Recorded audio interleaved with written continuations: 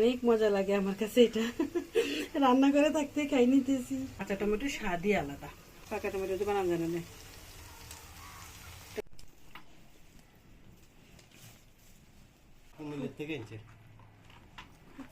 ভালোই তো, কুমিল্লার দুধ। আচ্ছা, আর আম্মু এই কিমা পটায় কত বড় করছে, তাও সমান করে ফেলছি। এখন 1:22 বাজে আর আম্মু এখনো চিন্তা করছে কি রান্না বাড়া করবে। অনেক দেরি হয়ে গেছে তো এই জন্যই তো, দেরি হয়ে যাওয়ার পরও আমি অনেক কিছু নিয়ে আসছি, এখন আমি কনফিউজে আছি আমি কোনটা থেকে কোনটা রান্না করব। কেন দেরি হয়েছে আজকে তোমার? দেরি হয়েছে আজকে আমার, মানে উপরে থাকে 5তলার থেকে নিচতলাত নামতে নামতে আমার অনেক গল্প করতে হয়েছে। 1 ঘন্টা শুধু ওখানে গল্পই করছি, আর পরে আমি বাজারে গেছি, স্কুলে গেছি, এই জন্য আমার অনেক দেরি হয়ে গেছে। এখন আমি এখান থেকে লোকটাকে বইলা 5টা কাঁচা টমেটো আনছি, এগুলো দিয়ে আমি ডিম দিয়ে ভাজা করব, কারণ কাঁচা টমেটো ডিম দিয়ে ভাজিগুলো অনেক মজা হয়। আর বাকিগুলো আমি লাল লাল টমেটোগুলো নিয়ে আসছি। লোকটা আমারে জিজ্ঞেস করছে, আপা সবাই লাল নেয়, আপনি কেন কাঁচা নেন? আমি বলছি ভাই আমার উদ্দেশ্য আছে। আর এখানে হয়েছে এই যে পেঁয়াজ পাতা নিয়ে আসছি, পেঁয়াজ পাতা সিজন তো প্রায় শেষ, হ্যাঁ, তো আবার গাজর নিয়ে আসছি, কারণ আমি একটা মিক্স সবজি তৈরি করব, এই জন্য আমি এগুলো নিয়ে আসছি। আর এগুলো আনতে আনতে আমার এখন 1টা বাজে গেছে, এখন কখন রান্না করব কখন খাবো ঠিক নেই। এখন 1:23 বাজে। আরেকটা জিনিসও আনছিল, মানে লাইব্রেরিতে গিয়েছিল তাসিনে গাইড আনার জন্য। তো এক কাজে কয় কাজ করে আসছি দেখছেন, এই যে কতগুলো টাকার গাইড নিয়ে আসছি। তো এটা আমার ছেলে এক কয়দিন যাবত বলতেছিল আমাকে যে গাইডগুলোর কথা, এগুলো নিয়ে আসছি। তো অনেক কাজ করে আসছি তো এই জন্য দেরি হয়ে গেছে।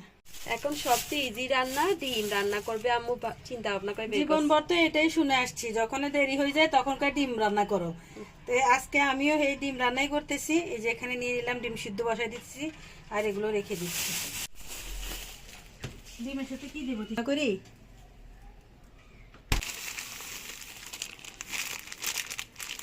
এই তো ফুচকা নিয়ে আসছে, এই ফুচকাগুলো বেশি ভালো হয় না, তুলনাই হয় না, তো এগুলো তেমন একটা ভালো লাগে না, তারপর নিয়ে আসছি আজকে কোনো রকম আর কি, সহজে রান্না করা যায়। সময় পাই না তো এই জন্য আজকে এগুলো দিয়ে বানিয়ে খাবো। আম্মু একটু হাঁটতে গেলেও বাজার করে নিয়ে আসে, কালকে বিকালে তাসিনকে নিয়ে কুচিয়ে ভর্তি করানোর জন্য গেছিল, তখন আসার সময় এগুলা নিয়ে আসছে। সময় পাই নাই এই জন্য এখন কুচিয়ে নিচ্ছে। মানে দেখলেই আমার মন চায় যে আমি কিছু একটা কিনি। আমি ঘর থেকে বের হয়ে যে বাজার করব না, কিন্তু রাস্তায় নামলেই আমার মন চায় কিছু কিনি। নিয়ে আসছি ফুলকপি। ফুলকপিটা খুব কিউট না, অনেক বড় সড়ো। আর এখানে কয়টা কাঁচামরিচ নিয়ে আসছি, এগুলো বিকেলবেলা যে গেছি একটু দেখছি নিয়ে আসছি। আমার হাঁটতে হাঁটতেও বাজার করে মেয়ে বলতেছে আসলে না, আমার না বাজার করতে কেমন জানি ভালো লাগে, মন চায় শুধু কিনি, বিশেষ করে শীতকালে এত ভালো ভালো জিনিস দেখে না কিনে পারি।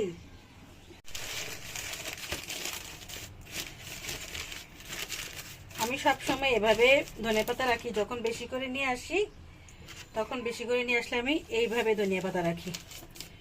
আর এভাবে ধনিয়া পাতা রাখলে অনেক দিন থাকে, অনেক দিন নষ্ট হয় না, একদমই নষ্ট হবে না, আর বাতাসও লাগবে না। এই তো এভাবে রেখে দিছি। আর এগুলা কি ফেলে দিবা? এগুলা ফেলে দেব, তবে এগুলো থেকে যে ভালো ভালো ধনিয়া পাতাগুলো আছে এগুলো আমি বেছে নিয়ে নেব। অনেক পরিশ্রম করে আসছি তো, এখন তিশা আমাকে টমেটো কাটিয়ে দিছে, কামু টমেটো খাও। টমেটো দিয়ে আম্মুর 15 বছর আগের একটা রেসিপি তৈরি করবে, যেটা 15 বছর আগে খেয়েছিল, এখন আবার 15 বছর পরে আম্মুর ওই খাবারটার কথা মনে পড়ছে। অনেক মজা ছিল সেদিন, আমার জেঠি রান্না করছিল, আমি আমার বিয়ের আগে, আমি ছোট ছিলাম, অনেক ভালো লাগছিল। আজকে আমি সেই রেসিপিটাই তৈরি করব। এই তো কাঁচামরিচ নিয়ে নিলাম, আর অল্প কয়টা পেঁয়াজ কলি ছিল ওগুলো নিয়ে নিয়েছি, আর এই যে কাঁচা টমেটোগুলা, আর সাথে ধনিয়া পাতা, আর একটা ডিম। এখন এগুলোকে আমি কেটে নেব, ভালো করে ধুয়ে নিয়েছি, এখন কেটে নেব। কাঁচা টমেটো তো এমনি তো মানে কাঁচাই মানে আমরা যেরকম পাকা খেয়ে ফেলি না কাঁচা কাঁচা, এরকম খাওয়া যায় না, শরীরেরও অনেক ক্ষতি হয়। এই জন্য সবসময় কাঁচা টমেটো রান্না করেই খেতে হয়। এই যে এইভাবে কুচু কুচু করে সবগুলো কেটে নেব। কেটে কুটে নিয়েছি। অনেক সুন্দর একটা রেসিপি, পুরোটা দেখবেন কিন্তু, তাহলে আপনারাও বানিয়ে খেতে পারবেন। প্রথমে একটু তেল দিয়ে দিলাম, এই যে পেঁয়াজগুলো, পেঁয়াজগুলি সব দিয়ে দিয়েছি। একটু রসুন বাটা দিয়ে দিলাম, লবণ দিলাম, একটু হলুদের গুঁড়ো, টমেটো গুলো।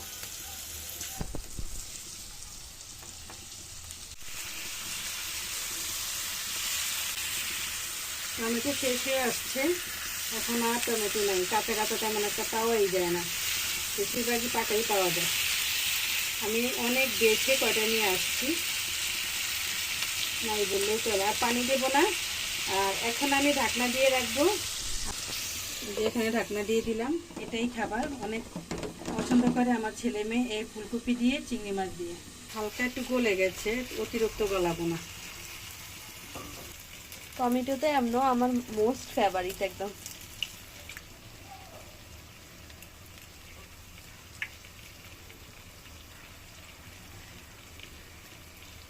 কিছুটা টার্কিশ অমলেটের মতো এই রেসিপিটা।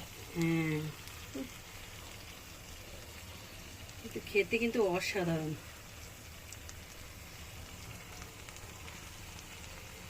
আমি এখন আর লাড়বো না, এখন কিছুক্ষণের জন্য ঢাকনা দিয়ে রাখবো।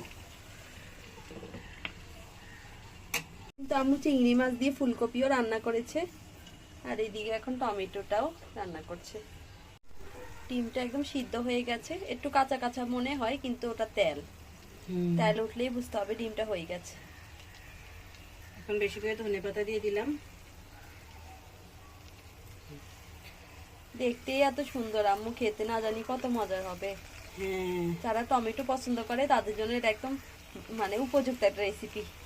হ্যাঁ, রমজানে তো টমেটো থাকবে না, না পাকা টমেটো দিয়ে বানানো যায় না, পাকা টমেটো দিয়ে বানানো যাবে না। একটা মজার রেসিপি এটা। আর পিছনে তো হয়েছে এই যে টমেটো, আর উপরে ডিম, খেতে কিন্তু অসাধারণ লাগে। একটা রুটি আছে, ওটা দিয়ে আমরা একটু খাই। হ্যাঁ খাও, অসুবিধা নেই। তো আম্মু একটু বড় বড় করে টুকরা রাখছে, এতে নাকি বেশি ভালো লাগে খেতে।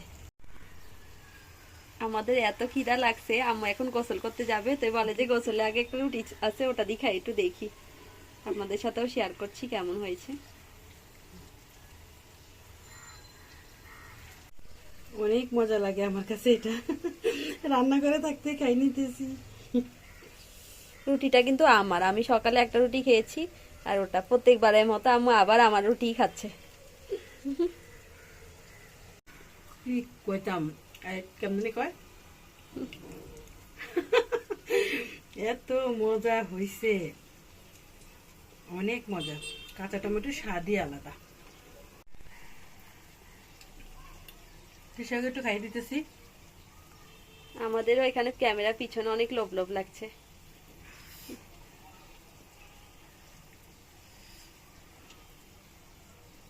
যাই হোক, এখন আমরা খেতে চলে যাই তাড়াতাড়ি করে, অনেক ক্ষুধা লাগছে।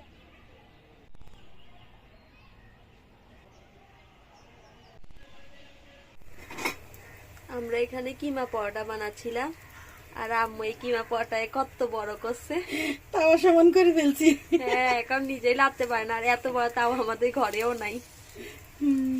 এই পরোটা কিন্তু একজনে একটা মানে একজনে হাফ খাইলেই যথেষ্ট, মানে দুইটা পরোটা একসাথে। তো আমরা কি করছি, দুইটা দুইটা করে পরোটা বানাচ্ছি, চাইতে একটা পরোটা বানাই ফেলাই ভালো, ইজি হয়।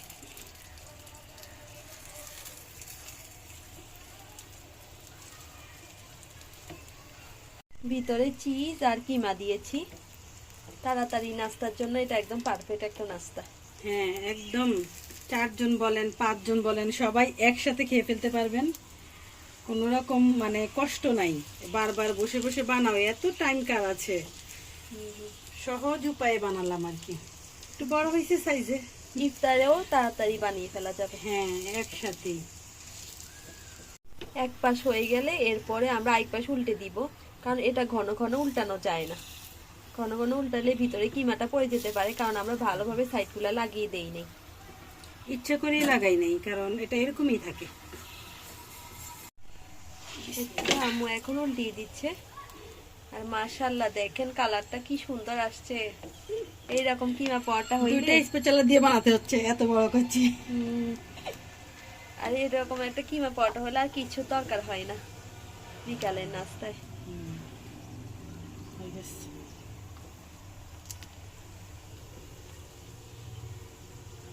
আমাদের পরোটা একদম তৈরি, এখন খাওয়ার জন্য আর তর সইছে না। এখন কিমা পরোটাটি উল্টিয়ে দেখিয়ে দিচ্ছি ভিতর থেকে কেমন হয়েছে। মাশাআল্লাহ, মাশাআল্লাহ, অনেক সুন্দর হয়েছে, অনেক জুসি ভাব আসছে ভিতরে, কি যে ভালো লাগছে। আসলে অনেক মজা হবে না? হ্যাঁ,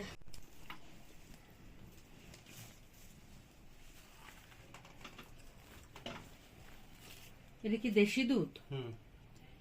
একদম দেশের খাঁটি দুধ। কুমিল্লার থেকে এনেছে। কুমিল্লার থেকে। ভালোই তো, কুমিল্লার দুধ। আচ্ছা, জল ফিরে আছে।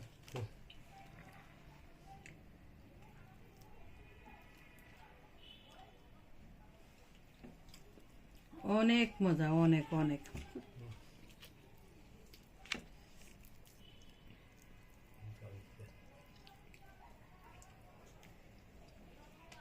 তিশা আব্বু নিয়ে আসছে এই যে আচার। আচার বাচ্চারা অনেক পছন্দ করে, তো তো এই আচারটা বেশি মজা। আর কুমিল্লার দুধ নিয়ে আসছে, উনি ওনার দেশের বাড়িতে গেছিল, তারপর নিয়ে আসছে।